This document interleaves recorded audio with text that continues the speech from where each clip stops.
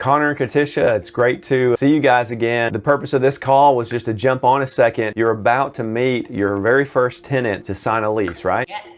So you guys used my lease and have pre-populated it. We were just gonna spend a minute to walk through it together just to kind of highlight some of the things that I like to say to the tenants in person and just kind of walk through how that process might go. Did you want to start out with some questions that you had first, Katisha? I guess we'll just kind of walk through it if that's fine. Let me say this first of all. You see all this yellow stuff where I just highlighted, like these are the areas that you typically change. Okay, so it's just real easy to be mindful of what I need to change. So I use this as a template on my computer and I'll update it occasionally when I think of different tweaks to it. Just make a copy of this for each tenant. Yep. That's something that they can fill out in person when we get there, right? Yeah, so what I do, I print off 2 of these. I try to make them double-sided so you just have less paper and it makes your lease look a little smaller as well. And when I tell them, I say, hey, you're gonna keep one, I'm gonna keep one. If you would fill out the information at the top of this lease, I'll keep that one. You don't have to fill out the other one because you'll keep that lease. And for me, it's just a really nice place to have all that stuff in one place. Zillow has their own application and fields and things they ask, but by having them put all those important things here, what this is going to be used for, 2 things. It helps to verify things like their social security number. If you actually end up having to go to court over a case, you'll need it for court purposes and if you were going to do a collection agency. So everything that would be needed in those situations is right here at the top of your lease. So you said to go ahead and take 2 copies to the meeting so that they can go ahead and walk away with one. Yep. And then I guess the next question is in like the 4th part there. We had talked about how you recommend Venmo. It's the easiest way to do most of your transactions and collect rent. So I went ahead and like put my Venmo handle there. I don't know if that's, yeah, so that top part where you have the lines with like some of their personal information and license, driver's silly. And they sent me the deposit through Venmo, so that seems to work for them. Should I take out the bank account information? That's a good question. You know, actually, my preferred method of payment is actually Zelle. So it's a bank-to-bank. Regions has it. Most big banks have it. I feel like it's a little more secure. It's not some third party. It's probably technically a third party, but it goes straight from their bank into your bank. I don't believe there are ever fees with it. A lot of these things, PayPal, Venmo, those kind of things, you can say is it friend or family and get no fees, or it's business. And everybody just uses friends and family. If your tenants actually click on business and they keep a few, you know, it's quite a bit actually on a rent payment. I mean, it might be a 50 or 75 bucks by the time whatever percent it is. So if that happens to you, don't worry. Tell your tenant, say, hey, next time you can save money by just clicking friends and family and it won't charge you that $50 or $75. So in other words, you don't eat it, they eat it. You just got to know to say it like this. You follow me? Mm-hmm. Okay. But I like Zelle Pay because with Venmo, you then have to log in and transfer the money, and you can only transfer $2,999 a time. So every month when I'm kind of doing my rent, I'll actually have to do 2 and you can just do them simultaneously. It's just another thing. And you're dealing with another system that you have to log into. If it's Zelle Pay, it just goes into your bank account. So it cuts out some steps. I've heard of people getting their Venmo accounts hacked and stealing the money out of them. I do use them a lot. It's probably like it may even be my #1 thing. I was jotting down some stuff on the outline that we're creating by doing this. Thank you guys. For my course I'm building, my lease literally shows my bank account, my routing. I think you may want to do that. You may want to put that in here, and that's like your default method because really that's best and easiest for you, unless that scares you at all. And you don't have a permanent bank account yet, do you? I just don't have it yet. Yeah, so I got you. Okay. So on this one, I would just leave that blank, and you can tell them like, hey, I'm getting a new rental checking account, and I'll put that in here, and that'll be your default. Because in theory, so I have my people say you can bill pay it there, you can stop by there, you can night deposit it there. They're open whenever the sign says they're open, right? You want to make it as easy for you as possible. I think it's cool to add on here as an additional easy, simplified method as your Venmo. Or matter of fact, when you get the Zelle Pay hooked up, you could put it on here. So I would push that personally. Okay, Questions? so for now, just kind of leave the bank account stuff blank, explain to them why, use Venmo for now. Yeah, tell them, hey, you know, if that works, that's fine. Generally what will happen is people will do it the first time and they'll repeat that. So if you get them hooked on Venmo, they're always going to be on Venmo. So That's not a big deal. And if they don't have it, don't want to say, you know, I can take a check from you and I am working gig at Regions account, so you could bill pay it there or drop it by there, that kind of thing. Hey, down here, this one where it says, or rent shall be paid, will be considered paid when postmarked and mailed to. You're going to want to delete that. The last thing you want to do is the old timey anyway, where they put it in the mail. Or landlords like actually like drive up to their house and collect the money. I still know people who do that, okay? Okay, so I took that out. That next little section on 4.1, I delete that a lot of times and think about those numbers. If you delete 4.1, it doesn't mess up the numbering system of your lease sections, okay? And it just says that if you pay more deposit, your rent will go down. If you want to update that to match your rents and deposit, go for it. Like in other words, if they're paying the smaller amount of deposit, then this could just kind of benefit them and make them feel secure, like you're going to allow them to pay more deposit down to lower their rent. Or if they're already paying the highest deposit and lowest rent, then I would just delete this because it's just noise. Gotcha. Okay, I'll go and delete it. And they decided to do the highest deposit. Hey, and going back for the viewers out there, I noticed you put the 2 cents on the rent, so it's like $1,910.02. And they're doing that because this is their second property they own. They're going to lease out their other property when they buy their third property, etc. So making an account number and using those pennies to identify which property the rent is for. We'll talk more about that later, but just setting up some really simple systems so when they see it hit their Venmo and then they transfer it from their Venmo to their checking, they can just kind of track that along the way. I also do that with my payment for that bank payment, for example, so that when you get 5 or 10 properties, if you have multiple loans that are on each of the properties, you'll kind of see the money coming and going kind of very easily. I promise it'll help you in the future. So again, you're going to tell your tenants anytime you pay any amount ever, if it's a weird amount, half amount or whatever, always put those 2 cents on every single payment you do, please. And section 15, the right to inspect during lease term, I didn't know which one you would recommend. Within X number of days of the termination date, the landlord has the right to inspect it. So, you know, how soon before somebody moves out do you want to inspect it? Actually, my gut's probably like 60. Section 8.1. This is like a weird thing to talk about to people. Yeah. Sewer's great because that's the city's problem. I mean, people pay for that, they maintain it. And so when that stuff gets flushed down the toilet, they will take care of that. You do not want anything at all except toilet paper in your septic tanks, and you will have properties with septic tanks. The other thing I tell people, those flushable wipes are not flushable. If you use those, put them in your trash can. If you flush any of these things down your toilets and we have to pay to have it repaired, you will be responsible for paying that, I'm sorry. Utilities, obviously we need you guys to put those in your name. Please do so within 3 or 4 days. Or how quickly can you do it? That's a better way to say it, right? And hey, as soon as you do that, will you text me to let me know that you've done it and kind of when it will go into your name? And they'll say, sure. If they do it before their move-in date, do they just on the phone tell the people my move-in date's going to be the 1st? Absolutely. Like, take over this account on the 1st? So in your case, they're not taking possession for about a week. So you tell them, hey, do you guys have some time Monday where you can hop on and get those things filled out, and just tell them that you want them turned into your name. The 1st is on a Friday. So tell them like that way you already have it in your name and you'll have utilities. Usually me, I'm renting it, man, like same day.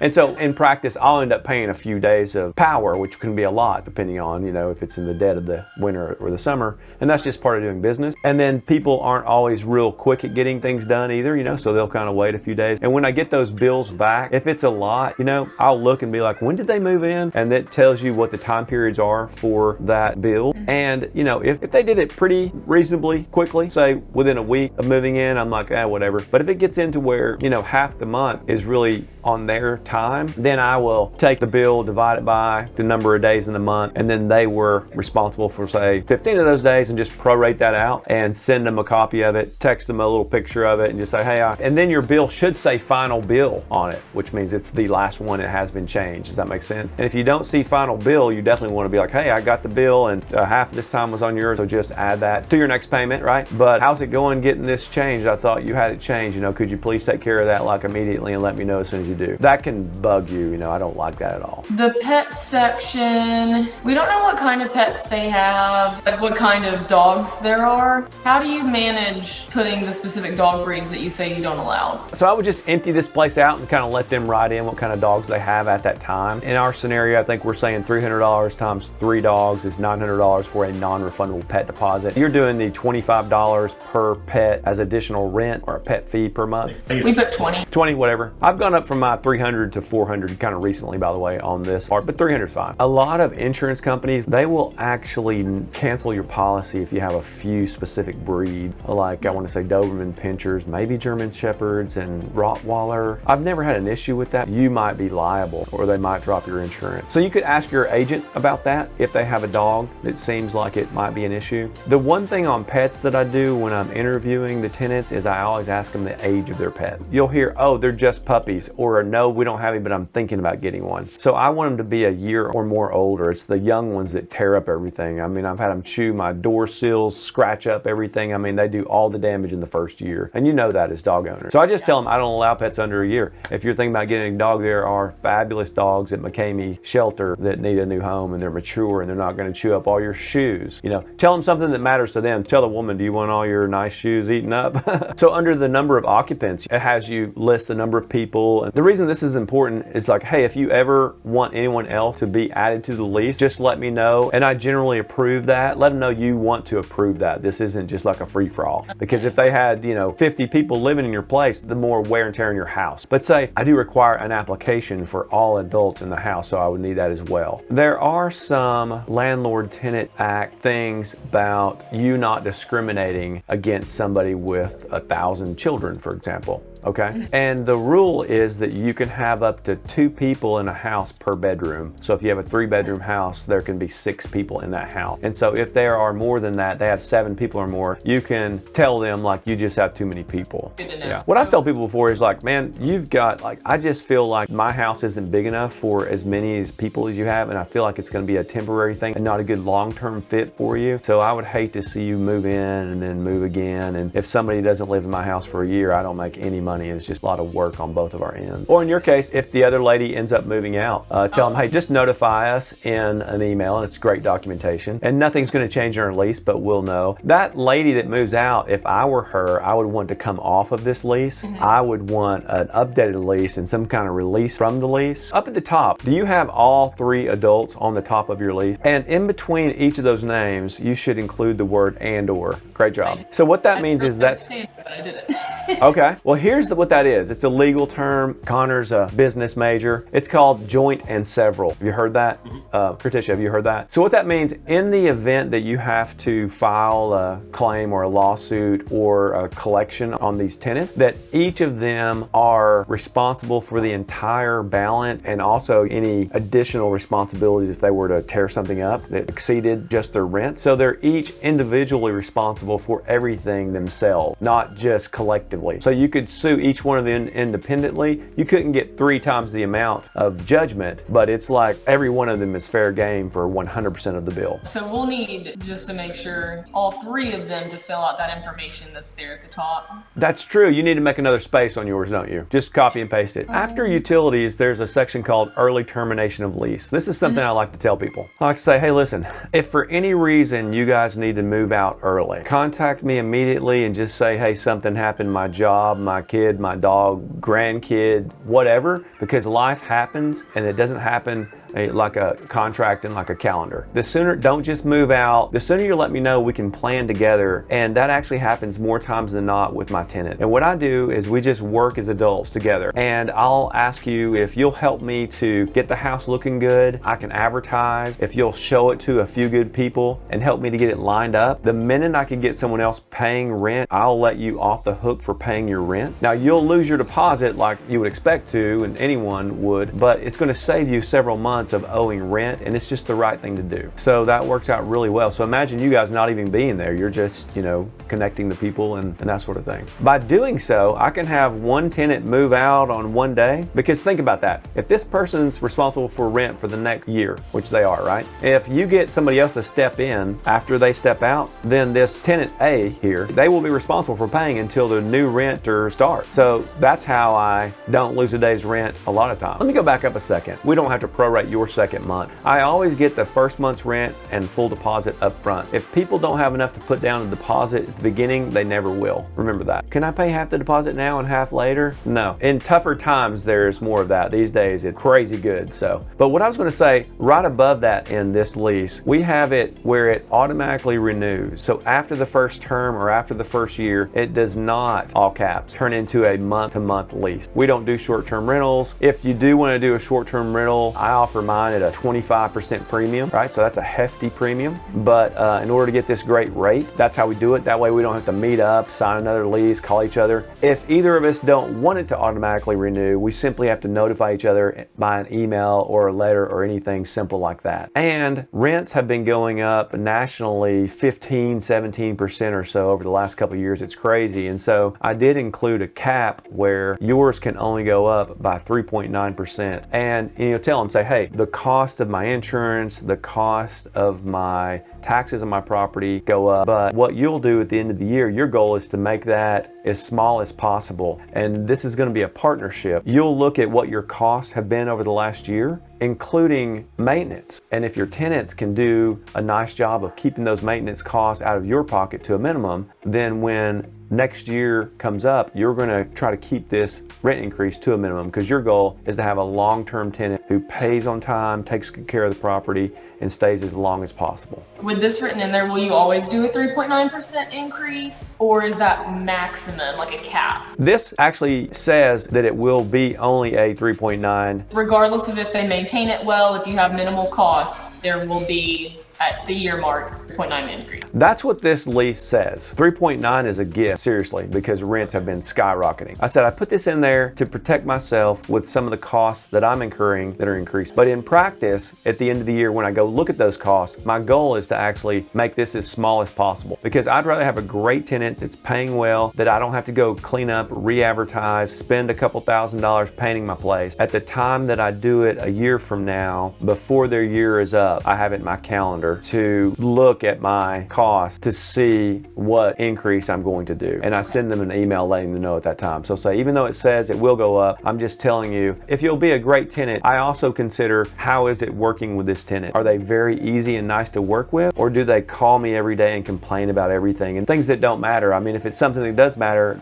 I want them to call me. This is actually a major thing. A little discussion about some of that goes a long way. So like I said, some tenants just hand them the thing, sign it, and they walk out the door. I feel like talking through a few of these things really helps you to set that stage, to set your expectations with your tenants, that makes this thing smooth sailing throughout their tenure. Rate on gas. We don't know anything about that. It's just something that's required to be in here, and you're required to notify them if, same as when you buy a property, and just say, rate on gas, I don't have any knowledge about that. I wouldn't even talk about rate on gas. And lead-based paint, this is kind of scary to people. I've actually had people kind of freak out when I've given them this little pamphlet before and change their mind and leave. It was nuts. So don't make it a big deal. It won't be unless you make it a big deal. There's an extra piece of paper. Did you see it in my little toolkit drive? You want to go ahead and pre-fill that out with you. It's really wordy. You're going to say no knowledge, no knowledge, no knowledge. Yep. But make it no big deal and make it near the end after you go over this here. So I probably would say nothing on here and just say, this is just a lead-based paint disclosure saying that a long time ago they used to use lead-based paint. Everything has been repainted or covered in this house, and so there's none of that exposed. Just very simple, no big deal. The section 28, is that excluded for us or what? That's one of the most important sections to put in an agreement. So buckle up and listen to this. You set yourself up earlier in the beginning when you talked about the rent and the rent increase, and you guys being a team and a partnership to keep the cost down so that you would share in their rent being down, right? So when you get here, you say, you refer back to that. As you mentioned, I'm just a small ma and pa landlord. I've got a busy life and job like you guys do. The first 30 days that you're in my house, let me know if you have anything, if anything's not working. We'll make it right. We'll make it work, and there's no cost to you. After that, we have only a $50 service call fee for each item for us to come and fix. And so if your door breaks off and we have to get a new one, you call us up for $50 and we get you a new door. Unless there are water leaks damaging the house, then there is no fee. We want to know that ASAP. It can cost thousands if those things go unfixed. And so please do let us know. But the purpose of this is it really helps us to keep the cost of the property and the maintenance down so that we can continue to give you a really good rental rate every year without increasing your rate. So in practice, what does that look like? If a doorknob breaks off of your bedroom door, it's gonna be cheaper for you to buy one at Lowe's, Home Depot, Walmart, wherever, and put on than it is for you to pay $50. And then I always close with, does that sound fair? And they always say, yes. That right there, if you don't have this, think about how Americans think everything should be free. I don't own this house. That knob on the kitchen that cost, $2 is loose, or that light bulb. I got a guy that worked for the light bulb outside of my garage that I can almost reach without standing on something. The light bulb's out again. Can you send your guys out here and change that light bulb again? And I'm like, But they will do that to you. Not everybody, but you'll get people that do. The biggest thing it's going to tear up on a rental property, if you have a garbage disposal, do you have one? Good, because I actually remove those, okay?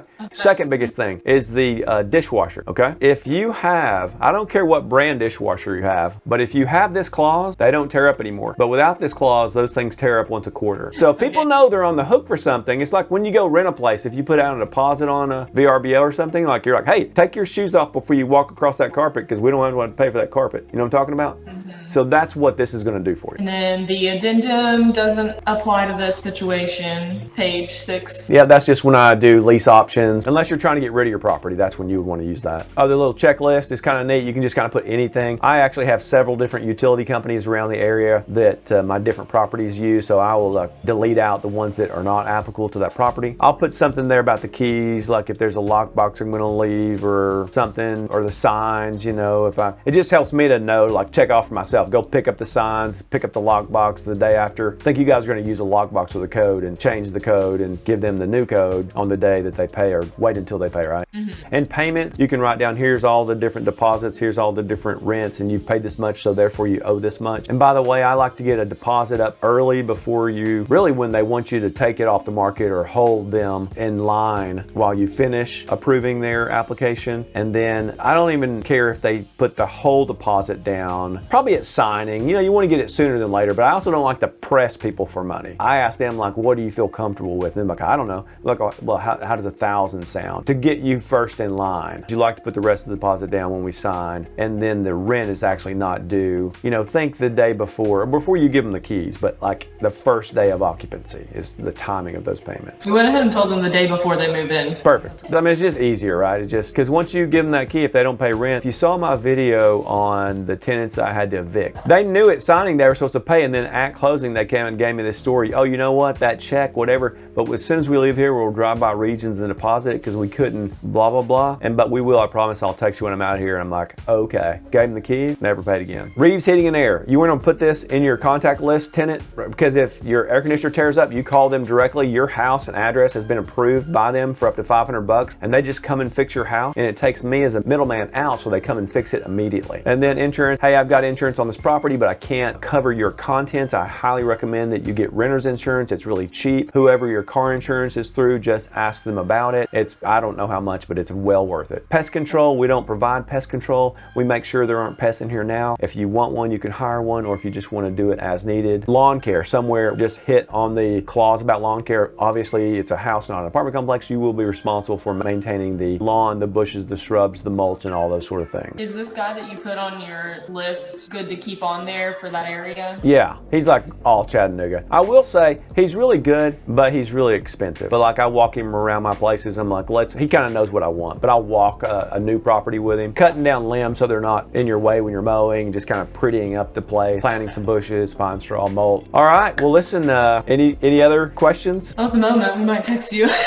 When you go through it, just be confident, and you are, and don't take yourself so seriously. Like if you don't know something, you know, I don't know if you're going to tell them this is your first one or not. I don't know that it's a big deal either way. Don't feel like you have to be a professional about it. And if you don't know something, say, I'm not sure, let me get back to you on that. And just make you a little list of stuff. Just knowing that should help you to breathe through that. Thanks, appreciate it. Yeah, I look forward to hearing about it. Yeah, thank you. All right, see you guys later. Bye, have a good day.